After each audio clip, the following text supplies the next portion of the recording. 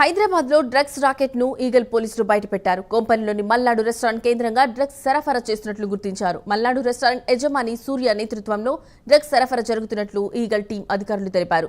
ప్రముఖ ఆసుపత్రిలోని cardiology doctor Prasanna కూడా drugs సరఫరా చేసినట్లు వెల్లడించారు.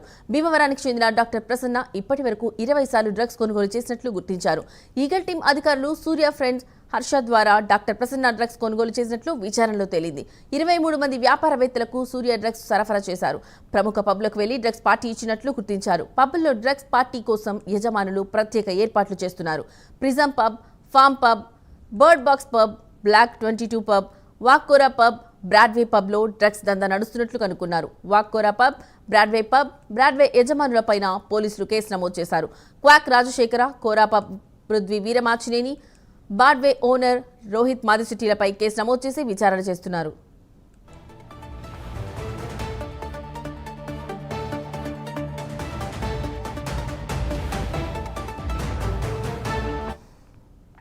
ఈ ముగ్గురు పబ్ యజమానులతో కలిసి పార్టీలు నిర్వహించినట్లు మల్నాడు రెస్టారెంట్ యజమాని సూర్య వెల్లడించారు. మురుగులోని రెస్టారెంట్లకి ఫ్రెండ్స్ ని పిలిచి పార్టీలు ఇచ్చినట్లు సూర్య తెలిపారు. కోంపల్లిలో డ్రగ్స్ అమ్ముతున్నట్లుగా సమాచారం రావడంతో ఈగల్ టీం అధికారులు మూకుమ్మడిగా దాడి చేశారు. ఢిల్లీ నుంచి వచ్చిన మహిళ చెప్పుల మాటున డ్రగ్స్ సరఫరా చేస్తున్నట్లు గుర్తించారు. లేడీస్ హై హీల్స్ చెప్పుల లోపల డ్రగ్స్ పెట్టి మల్నాడు రెస్టారెంట్ యజమాని సూర్యకు నైజీరియన్స్ పార్సిల్ చేశారు. ఢిల్లీకి చెందిన నిక్కీ, జెర్రీ నైజీరియన్లు కలిసి సూర్యకు డ్రగ్స్ పంపించినట్లు ఈగల్ టీం అధికారులు గుర్తించారు.